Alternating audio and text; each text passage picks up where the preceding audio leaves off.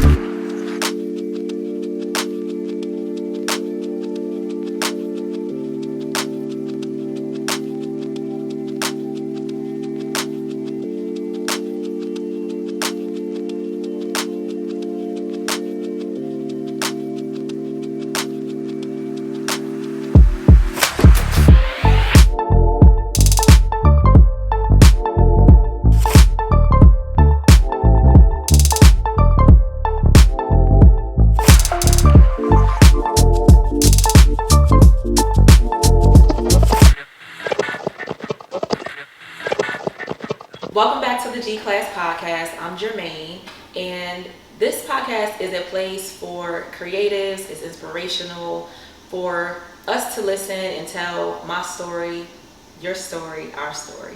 And I'm so happy to be kicking off this new season of podcast episodes with him.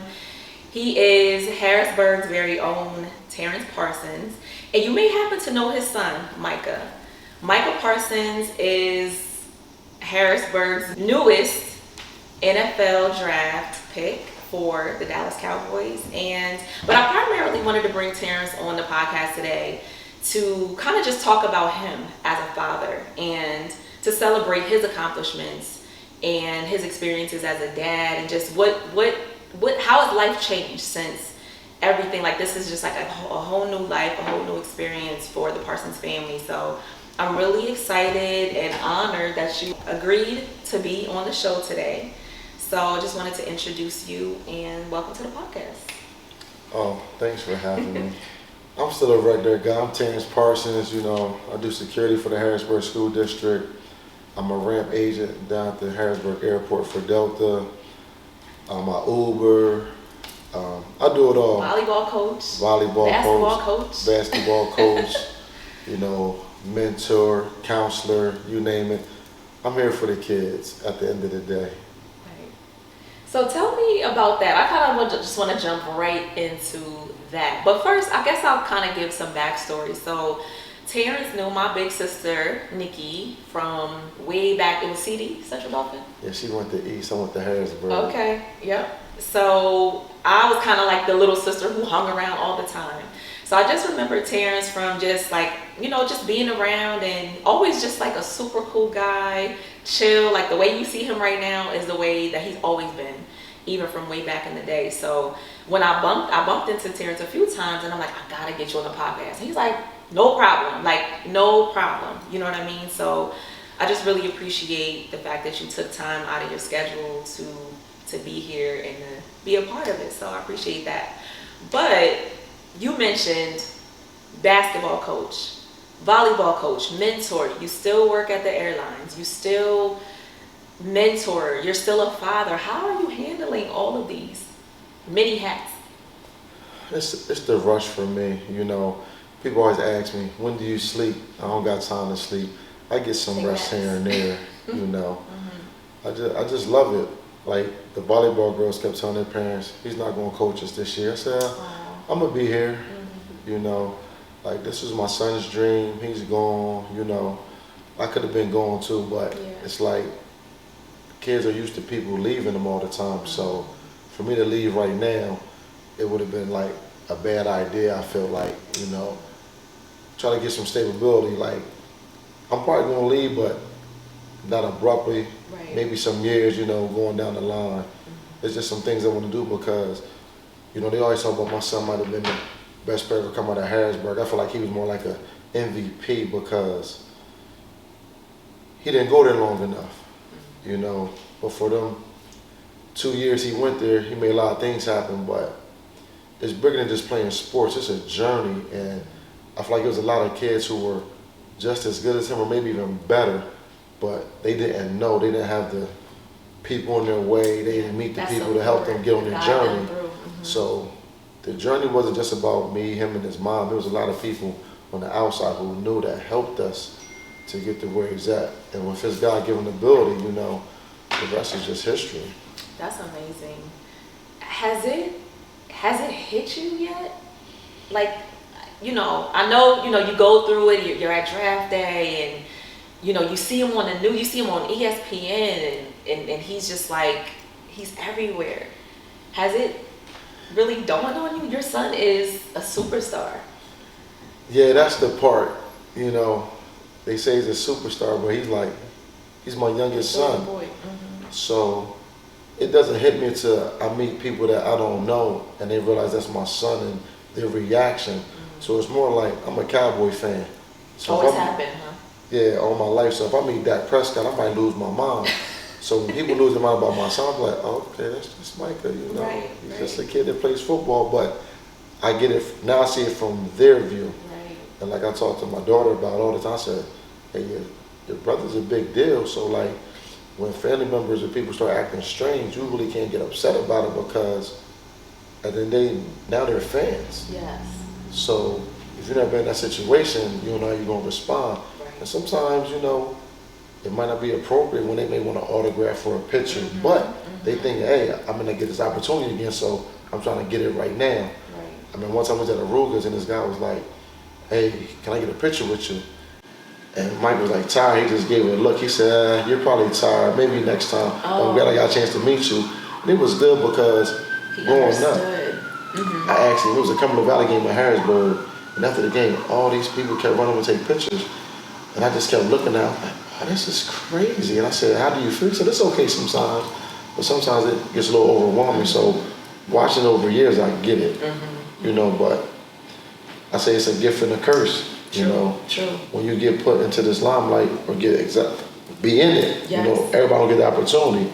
That's what comes with it. That's true. You know, but sometimes you just gotta smile and keep moving. Yeah. It's okay to say no, and I had to learn that. That boundary. Because I used to be like, nah, you gotta do it. Nah, you don't gotta do No. it. It's a way to say, hey, maybe next time, Yeah. or nice way, you know, Yeah. and keep it moving. And that was nice that the man that did come and say, you know, maybe next time. And I do appreciate you even, you know, meeting you because people forget that, you know, people in that situation are still humans. They still get tired. They want that private family time sometimes. You know, they're not celebrities 24 hours a day. They're still people who need their privacy to be respected. So, I mean, that was nice because most people don't think of it that way. You know what I mean? I remember, like, my oldest son, he played basketball for East 2. And he would come, you know, the guys would come out the locker room. I mean, and it's girls, it's coaches, it's recruiters. I mean, standing around, like, literally waiting for him to come down the hallway. Mm-hmm. And I said that to myself, like, wow. You know what I mean? My son is like, you know, he's causing some noise out here. But he's always been humble, too. You know, never, like, let that get to him or blow his head up. He just kind of always took it in stride. Mm-hmm. And it seems like your son is very much that way, too. Yeah, I used to always tell him, even when he was little, Mm-hmm. I used to tell him, that you're a running back, so listen, if you're going to score, you have to score on the first try because there's too many running backs. Mm-hmm. And I said, when you score, just act like you've been there before, just get the ball to the ref. So, like, not so maybe he got in high school, he never really celebrated. Okay. He scored, get a ball to the ref, and come back because, you know, right. You can tell when somebody never did something before. Yeah. They're super excited, they're going crazy and everything. You've been there, going to the ref, run off, you ain't got to show off, you know. Yeah. And it stayed with him, you know. He never would brag, you know. I used to hear when him and his friends to talk. He'd be like, hey, you'll see at the end of the game. That's it. Because numbers don't lie. Yeah. Numbers don't lie. He don't do a lot of talking. Yeah. I love that though. When, you know, you just put the work in. And, you know, when you love something, you don't have to tell it and boast about it. It speaks for itself. So do you feel like he gained that humility from you, or is that just natural in him? That's just how he is? I think it's a little bit of both. A lot of natural, but me just reminding him, you know, like, hey, you know, people watching, so you ain't got to be too flamboyant, you know. Some people's not going to always be happy for your success, so they look for a reason. I remember it was a district playoff game, and he got a dunk, kind of hung on the road a little bit too long. Mm-hmm. And then I heard somebody say, hey, if he does it again, you got to give him a tech. He got another dunk and like made a muscle move and they gave him a tech. It's a kid, you know, he's having fun, but it warranted, but you couldn't let him go, but it's who you are, so it's like, you know, don't give him a reason to make you be like, you know, a sportsmanship type player or whatever, you know. Exactly. Yeah, he just loves to play. That's awesome. You know? So did you? Okay, so I kind of heard him joke about. I think a coach asked, you know, well, where'd you get your athleticism from? And he made a funny joke about you, like not being an athlete or like a subpar. Yeah, so you know, basketball player. That was cute to me because you know, like going back now, looking on my life, I'd be like, man, you know, had the opportunity to go to McDevitt, opportunity to go to CD, and I kind of wish I would have transferred because there's more opportunity. So, you know, I played basketball, I ran track. My defense was bar none. Okay. But at Harrisburg, you know, you always got favoritism. Right. You know, and everything. So when I look back, I'm like, man, maybe I should have transferred. But everything happened for a reason. And then growing up, everybody wants to be a Cougar. You know, my brother, he didn't get the opportunity to be a Cougar because we always had to go to church. But when trials was, if you miss one trial, you're going to make the team. Okay. So when I came through in 7th grade, I remember I said, you know, you got church. I said, no, I'm going to trials. I was like, I just have to get in trouble. Right, I'm it's worth that, yeah, right. And when I got that uniform and showed my brother, because he's in the military, he's like, that's what's up. Like, so being a Cougar was everything. Right. Whether you played, it was just different back in the day. On. Just being on the team meant everything to you. Right. Whether you played or not. You might be angry sometimes, but feel like you was a part of something. Exactly. You know, but nowadays, you know, the kids, their pride ain't the same no more. Yeah, it's not camaraderie anymore. You know what I mean? And I was also an athlete, so that's one of the things I remembered was like those were my sisters. That was my family. My team was everything because we spent a lot. You know, besides school, you spent a lot of time with them, just like you did your own family at home. So when you had that unity and just those bus rides to the games and things like that, those are the memories that I love as an athlete. And I remember, I didn't go to Harrisburg, but I remember coming to the games and the band and the music, and it was just that feeling that I could understand how putting that jersey on meant a lot, because not being a student of the school, but being in that energy, it was like no other school could do that. You know what I mean? Could match that energy. And it was always fun. You know what I mean? We had a ball at the games. Yeah. Still do. You know what I mean? When, even basketball games, like it's still fun. So tell me about, is that a regret of yours? You said if you could go back and transfer, you would have. And even though you love the school and love what it represented, but you realize the opportunity could have been different for you even. Yes. That's why, now when they argue about kids transferring, I'm like, hey, if he feel he could transfer and be happy and get an opportunity, let him go. Yeah. Everything ain't meant for everybody. True. So I'm with people transferring, whether it be academic or athletic, because at the end of the day right now, everybody wants to go to school. Yeah.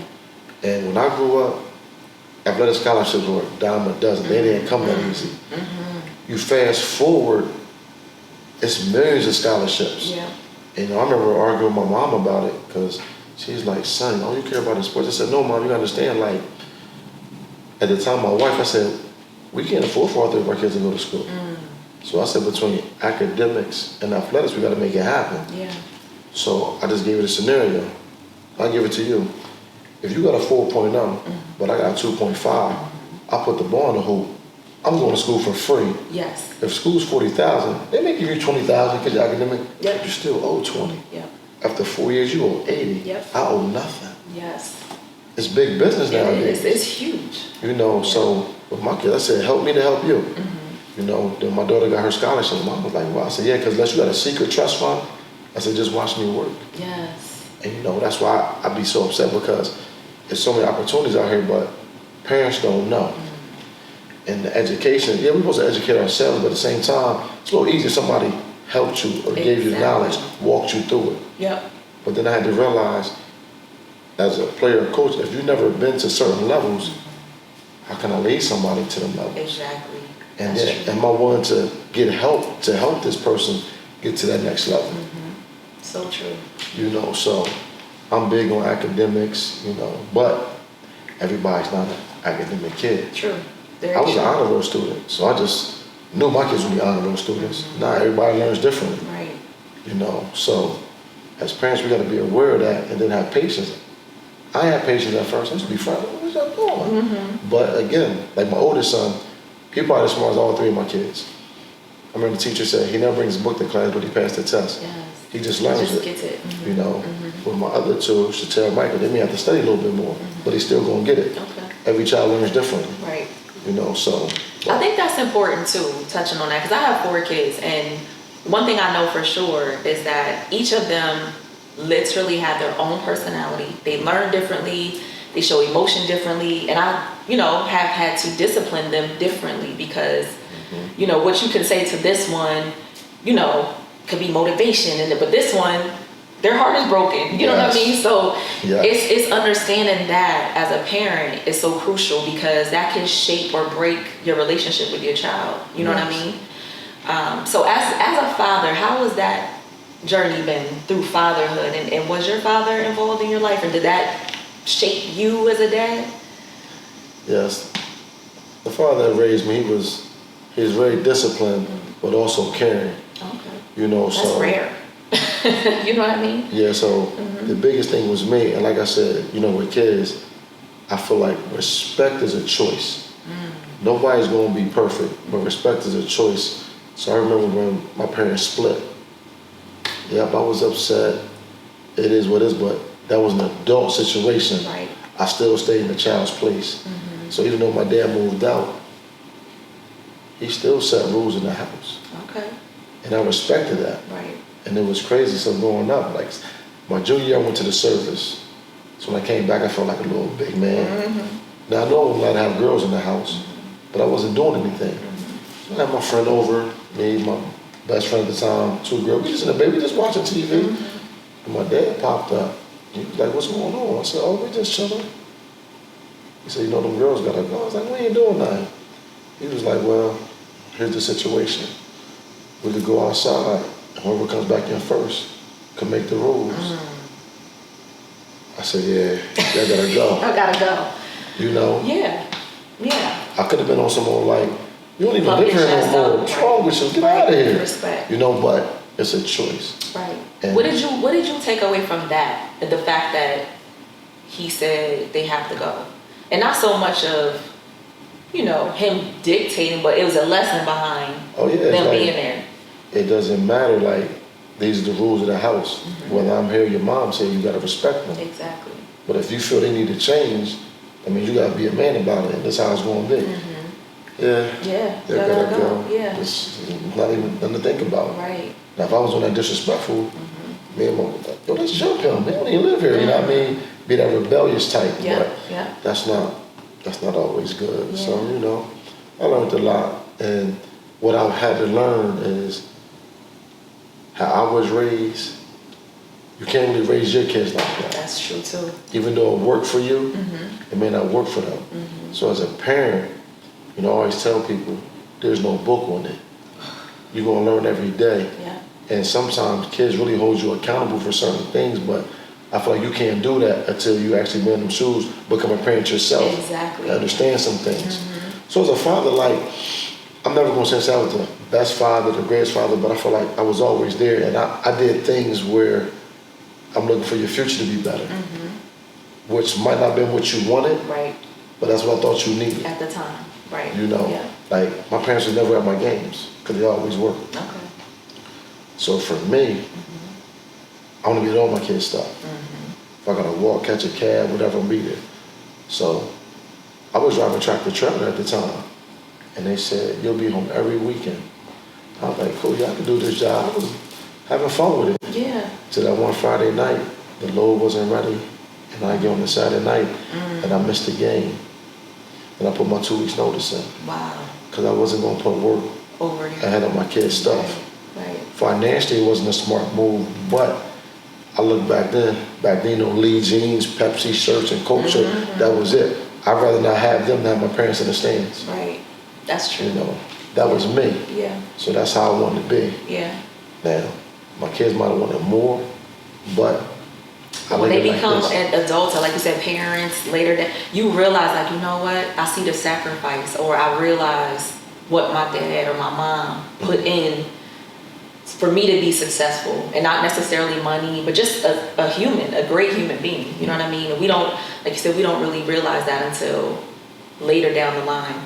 And also giving our parents some grace. I had to remember, like, our parents also didn't get an instruction booklet. Nobody does. And they're also trying to manage adult life while raising human beings. Like, it's pretty hard. It's hard. And it's frustrating, and it's hard to kind of go through that and not be affected in some way, especially like when things happen, and just trying to teach your kids some resilience and, like you said, the respect. And I think a lot of that too, I wanted to touch on that because I feel like the generation gap has closed.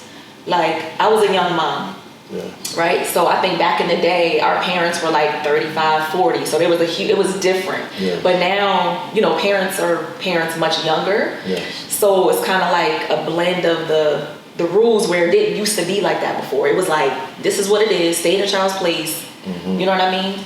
Has that been the same for your family, like with your kids? Like, kind of just, like you said, you can't raise your kids the way you were raised. So it's kind of like being more lenient now with this generation. Yes, and I wasn't a lenient type parent. You know, I was, you don't want to listen, you're going to catch this belt. Okay. You know, because I caught that belt. Mm-hmm. You know, and me and my daughter, we talk about it. She's against kids getting beat. Mm-hmm. And, you know, I'm not saying that's always the right thing to do. I just knew, like, I knew if I messed up, this was going to happen. So if I messed up, I'm willing to get that beating. Okay. Because this is what I wanted to do. Right. And I feel like it worked out because, you know, I look at the generation, like, we got paddled in school. Mm-hmm. You know, so it was just bigger than your parents. You know, I grew up in an area where... It was that community kept you accountable, yes. The neighbor could touch you, and then you would go home and get touched. Mm-hmm. So you had to have that mutual respect all the way around. Sure.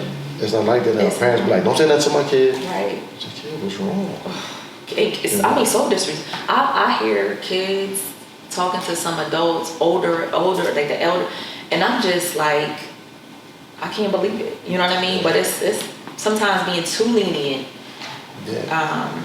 And I think most kids will say, you know, that when they have more structure, they, as an adult, they feel more loved because they had, like, structure kind of lets you know that there's rules. I care about this. Mm-hmm. This is the standard. Whereas when you can do whatever you want, you grow up and say, my parents didn't care about me. They didn't care what I did. You know what I mean? Yeah. So it's important. It definitely is. Mm-hmm. It definitely is. So take me to a day, your normal day. What's your normal days like right now? Just in anticipation of just this new journey that all of you are going on.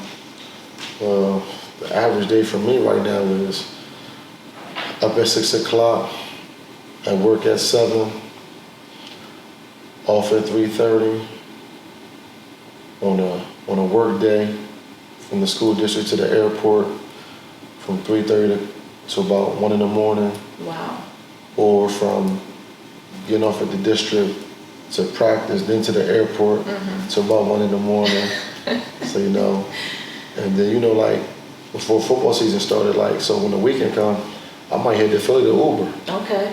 Like, I just more like work. It's just it's the Uber Chronicles for me, you know. I could imagine the things you see and hear in the Uber. Especially now, like, with my son being where he's at, so it's like, I get a kick out of it. I don't have a dash cam, but if I had one, it just would be funny because... You should do that, a Tea Party, a Parsons dash cam. Yeah, the guy had got in, he had a Cowboy shirt on. I was like, is you a Cowboy fan? That's just your work shirt. He said, no, I'm a diehard Cowboy fan. I said, oh, are you? I said, okay. I said, so how did you like the draft?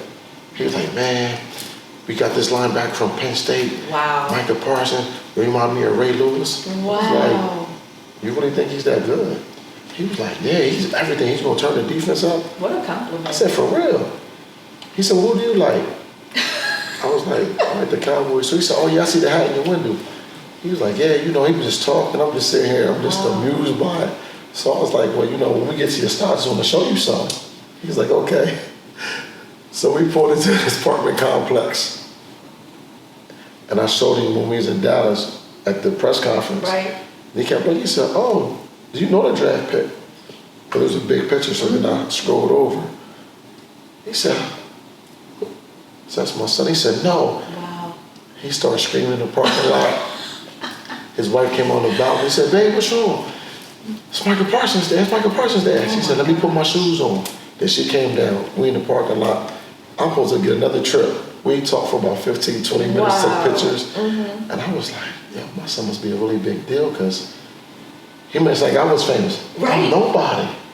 I'm just an average dude. Like, that's too much for me. But it's like being the parent of an icon. You know what I mean? It's it doesn't sit in. And right. I'm just a laid back person, Right. so when people be losing their minds, I'm like, oh man, this is different. But tell me this, because we know our kids, right? And each of them we could say has a gift, a talent. Did you know? Now let me give you an example. Chance Westry, you know Chance? Yes. He played basketball with my son. They're the same age. They played at the Y together. They were 5 and 6. Okay, Yes. so I saw Chance grow up. When that boy was 6, I said he's going to the NBA. I knew it, and that's not even my child, right? Yeah. And as much as talented as my son is, but it's just something that sets a kid apart that you just know they have the X factor. Did you know with Micah? Okay, so it was before Micah. So at this point, I used to go to a church called Faith Temple. It was Mother Hall. And I had Terrence. I think my wife was pregnant with Tiarra. And she had prayed over him. And she had said, all your kids is going to be talented. Wow. And when I look back and think about it, my oldest son, he was nice, but he wanted to do other things. Right. Then my daughter came through. So when Micah came through, it was like, oh, okay. And it was funny, I used to talk to this other guy, because my wife was pregnant, his girl was pregnant. I said, yeah, I think this one, I said, yeah, I think he's going to be different. But we always say that about our kids. Right. So when Mike was about 5, we were sitting there watching football. He was like, yeah, I'm going to the NFL. Wow. And I ain't got to work in about 18 years. I'm like saying to myself, that's cute, whatever. But his godfather, Coach Ham, told me when he was 7, he said, yeah, he's going to the league party. I said, what? I said, yeah, okay. He's just fast. He was like, no. He said, I've been around too long. He said, he's different. And as he kept getting older, anything he did, he was always like top. Yeah. So I just kept saying, man, he's playing with God's gift. Even all the way up in high school. And can't think of the coach from Ohio State. He's with the Jaguars right now. Urban Meyer. Okay. He said, I never watched defensive film. He said, Coach John said, I need you to watch this kid because we need him at Ohio State. So he said, show me this. I watched 10 clips. He said 10 clips went to 20 clips, went to 30 clips. Wow. He said, I don't see no more. He said, you playing with God's gift. And I said, I used to always tell Micah that. Like, confirmation. it was, you know what I mean? You was built for it. Yes. Like, I know everybody heard the stories about, he was going to be aborted and everything. And it was a bad time, I was out of the military, 2 kids, struggling with my mom. Right. Like another kid, another mouth to feed, we can't even afford that. So, with that being said, the church was involved and was like, then here we are today. Wow. And I just think back what Mother Hall said, church said, and he's here, and I'm thinking like, yo, like, I never was the abortion type guy. But at that time, it's like, man, when you're in it, it's we're hard. playing ourselves if we do this, but it was meant to be. And it was a struggle on both sides, So I just look back and I'm like, man, it's crazy. Wow. So when I look at abortion now, I'm like, man, that could have been the president. Yes. That could have been this, that. And I mean, you never know. You never know. But if you're not in them trying times and don't know where you're going to turn, you have that 300 is an easy route to go. Right. Not saying it's right, but you can't judge or knock nobody. That's true. Like when I see girls pregnant in high school, I'm saying to myself, yo, even though I was 21, I can imagine 16, 17. I lost my mind. Yeah. So. Yeah. I remember my mom. I had my oldest daughter when I was 19, and had plans to go. I was gonna go to Georgia State. Me and my cousin, like I had plans. I was gonna be in the step team, and I got pregnant with this baby. And my mom was like, "I'll see you when y'all get home from the hospital." You know what I mean? And it was never a second thought. And like, I thank God for each and every one. Because they have shaped me as a mom, and I always say, her and I kind of grew up together. Like, she grew me up. And she's so independent and reliable and smart. I mean, she's gotten me through a lot as my daughter. So it's just something to consider. And when God gifts you with something, that's what it is. And that's how I was. Right. Even when we transferred to Lincolnstown, the coach said to my oldest son, he said, "I'm kind of worried because your son didn't have a good practice." He said, "Oh, don't worry about it, coach. He's going to show up today." Yeah. And he was like, "We'll bring it to practice." And I said, "Well, he don't like to bring it to practice because he don't want to hurt nobody. He don't want to go full tilt." Yeah. But yeah, he's just been natural at it. So it's been fun watching him grow up and to live his dream. Yes. Like, I played football. Wasn't on that level. Right. And then when I got to high school, I was in 9th grade. Kevin Mitchell, rest his soul. He was a senior. He was on the way to Syracuse. So as freshmen, you had to do kind of dumb stuff. So they wanted us to hold the bag while he came down and hit the bag. I'm trying to be a quarterback. I might have been 90 pounds. And you want me to hold the bag for this guy? I was way to Syracuse. That was my last day. I had to go back. I stuck with basketball and cross country. Let me stay in my lane. I said, I want no parts of him. Listen. I'm just trying to be the quarterback. I get it. I might get hit. Right. But this is a practice. Exactly. And I'm not even on his level. No. And you want me to? Now, my other friends, they was big. I only played football because Gary Falls, we all went to middle school. Come on, boys, come play for the Packers. Right. I like playing in the street. And today, kids would rather play in the street than play for the school. And even the organization, the cost be kind of high, but they need it. They need it. They need it, so it's like, so it was fun. But football wasn't, I like playing in the street, but they had me to play. But once I got to 9th grade, I said, this is it for not me. For me. I'm not doing this. So it's one of those things too, like not living our dreams through our children. Yes. You know what I mean? Like that's his dream, his path. Just being there to support it. So with basketball, my daughter, when she started to play, because she played field hockey, I said, "You sure you want to play basketball?" Says, "You sure? Because this is what I love." Yeah. And we used to be on the street working out. They used to get mad. I said, "Oh yeah."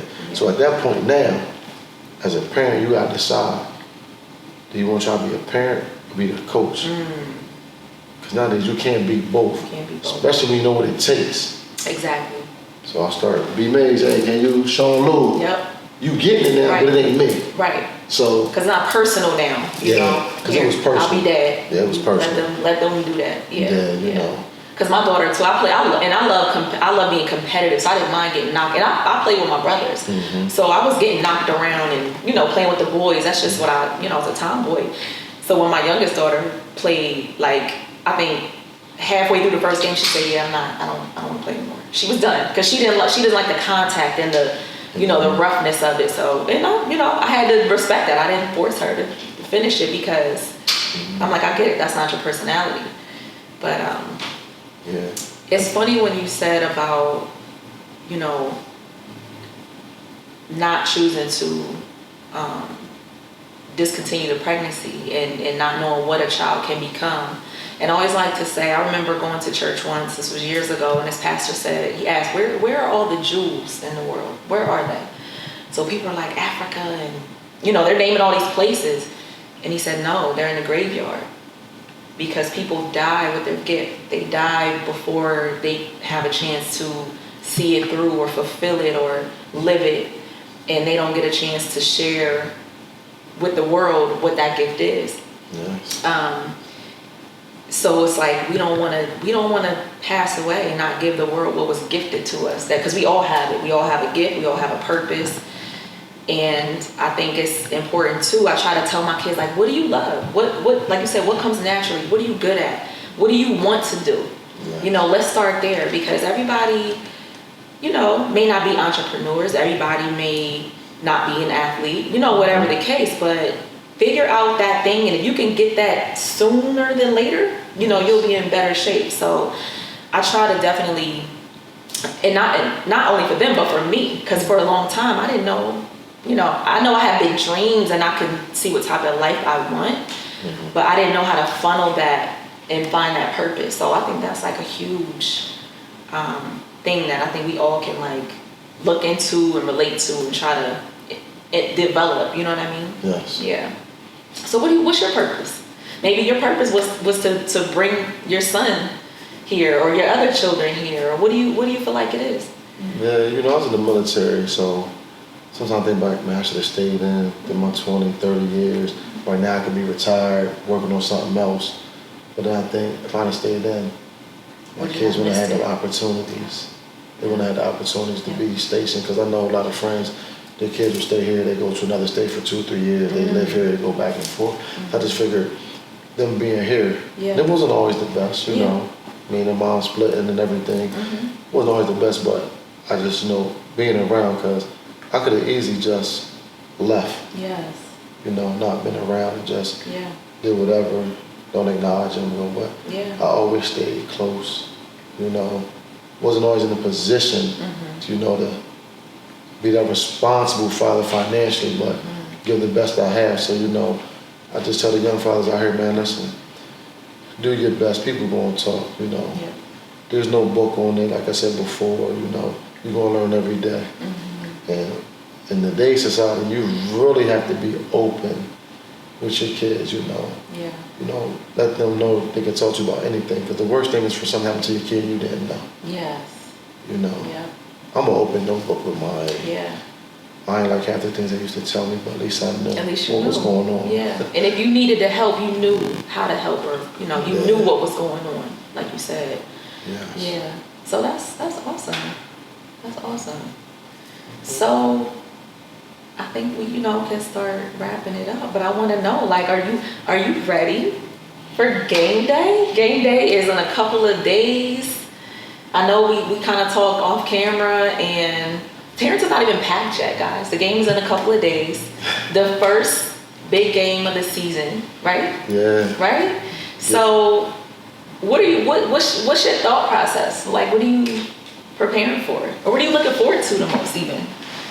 See him run out that tunnel on the field, just, you know, jumping around. Like, I'm just happy that I'm alive to see it, you know, because he always wanted it. So for me, sometimes I get emotional when I think about it, because again, I can be like, wow, like all the kids in Harrisburg and everything. Like, he was a first round pick. Right. Like, who would have thought? You know, there was a lot of negative talk about him, you know. When he left CD, came to Harrisburg, oh, he was living with his dad, living with his mom.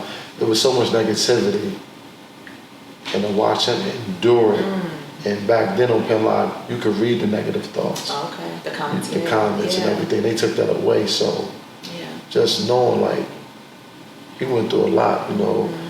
People tell you, yeah, you'll never be there. You'll be at McDonald's. Wow. You know, you won't do this. And I look back, yeah, he struggled in school. You know, we held him back before because of his grades, but before the draft,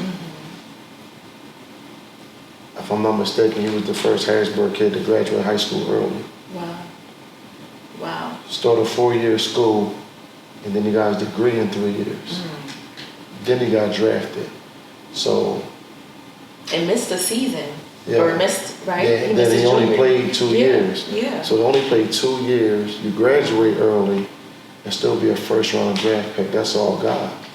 Absolutely. You know, so. Because what is the percentage rate even for professionals? It's like less than 5%. It's like a fraction of people who. It's unbelievable. Wow. And then he told me when he was out in California training, I went to go visit him. He said, well, you know, it was real funny. He said, Dad, well, you know, it was destined, right? I said, what you talking about?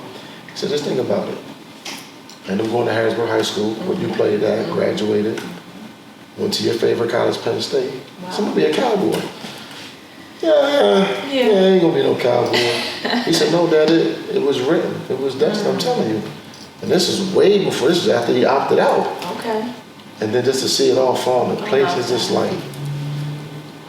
Because when you know And even at 5, he said, when you have a vision for your life, and maybe he didn't even understand at that time, but when you speak it and you work for it, and that's every day you grind and you push it, you're gonna fall and have your days, but when you see that vision for your life and can't nobody take it and tell you that you're not, that's how you make it. You won. You know what I mean? And just for him to see that through, like, that's inspirational. God put some good people in his life all the way through. Like, everyone, why go to Penn State? Y'all gonna win. But like I tell people, James Franklin, like, take away the wins and losses. This man actually cares about these kids. That part. And one thing he told me, he said, if he comes here, we're gonna get him to the league, but he's gonna graduate. Especially as a black man. That's crucial. So he said, you'll be an All-American. Like, everything that happened for my son, he said that was gonna happen on that official visit. Wow. Even when he changed his position, I was like, well, he just wanna play, but he's gonna graduate. Yeah. And Mike was like, I'm trying to do 3 years and I'm out. Yeah. So in his mind, 3 years and I'm out. I'm like, you're not gonna graduate. I said, I need you to graduate. Yeah. But on every visit, I kept asking, what are your plans? And every school give it to you. You got a 3-year plan, a 4-year plan. You have a choice. That means your summer, you're doing max credits. Yep. And that's what he did. Wow. So he got his degree. That's all I cared about. That's amazing. Because the NFL, like they say, it stands for not for long. But he has his degree. Right. They can't take that from him. Nope. So he's good. And their alumni base is incredible. Nice. Yeah, so. Yeah. Then I feel like, I think someone had talked about LeBron and how he has, not only obviously made a lot of money as an athlete, but just being a smart businessman in the process and investing and like just making smart decisions. So after, you retire, you come out, or God forbid, some whatever, you have these things in place. So I'm just so happy. I'm so happy for you and your family. And you're just so, I'm not surprised, but people kind of like, they kind of brush things off. Like, I don't need to do that. That's beneath me. You know what I mean? No. But when God gives, he can take it too. You know what I mean? So that's why we can't ever hold on to things as if it's ours. Whether that's a car, money, a $1 million mansion. Temporarily, it's out, you know what I mean? But it doesn't belong to us. So I just really appreciate it, honestly. Oh, yeah, I'm definitely learning new things, trying to accept things that come my way, because it's just like, you deserve that too. It's frustrating sometimes, some people, I just be like, they don't understand. Like, if I was really pressed about not doing anything, I'd be in Texas right now. Yeah. You see what I'm saying? Like, I'd have probably stayed in Texas the day after the draft and just waited, you know what I mean? Yes. I'm still grinding, like, that's the only thing I know how to do. That's amazing. Yeah, so. Yeah. Even when they realized I'd be like, Micah Parsons, that was my Uber driver. This is crazy. I said, yeah. Right. I have fun with it though. Like, it's cool. It's good money, but I have fun. Like, exactly. I like drivers to drive trucks, but I missed that game. I said, oh no, this is not going to happen. This is not. And now I remember them days. Yeah. So now where you at? On the 51st row, 50 yard? Where you? No, it all depends. Like, and that's why I'm like, I know you get good seats. I said, y'all don't get it. I just like to be in the building. Just want to be there. They could put me in the nosebleeds. Yeah. I'm in the building. Wow. And I got that from going to college games. Away games, they can put you in the seats way up there. You know what I mean? I'm going to be in the building. I'm going to see that 11. If he does something, I'm going to hear his name. Is that his number? Yeah, 11. I mean, because I see it right here. Yeah, this is just my Penn State one. Wait, but I have a special connection with 11, like, because it's angel numbers, right? I'm following what numbers mean. 11, 33 has always been my favorite. Like, that was my basketball number. But I see 11, 1 all the time. So that is just like one of those things that kind of stamps. Yeah. You know what I mean? When you come into contact with people, it's like, wow, okay, confirmation. Especially for my family, because my oldest son wore 11 at Thaddeus Stevens. Wow. My daughter wore 11 at Central Dauphin in basketball. Okay. And then he wore it in college. Okay. And now in the NFL. Okay. So that's what we did. 11. We kept 33, and then my son went to number 3. So I was like, okay, well, that was AI's number, so okay. Yeah. All right, Terrence, well, thank you. I'm so glad. Before you go, I want to give you something. My old lady. Okay, so This right here, I'm in a mentoring group down at Sci Tech. Yeah. You know, if we keep treating them as boys, they'll never grow up to be men. Wow. But then on the back, you know, brothers respect others that help each other reach their goals. Hard work only occupy determination. Nice. So thank you. I'm gonna give you that one. Yeah, give this to my son. So the foundation, Parsons Foundation shirt, you know, preparing adolescents, rising students outside their neighborhood schools. Nice. So I went to Georgia and That's what y'all know I rap GA. I went to the Martin Luther King Museum. And that was an amazing, It's gorgeous. amazing thing. And I'm thinking about all the years I learned about it in school. On this one trip, I learned more than I ever learned. Yeah, because you know what's in the textbook is like super surface. So that caused me to want to start this. So now, you know, pandemic slowed me down, but just try to raise money because I want to start taking middle school kids on stuff visit. outside of Pennsylvania. Yes. Because, you know, a lot of our kids, all they know is Southside Hill, Uptown, the projects. Yep.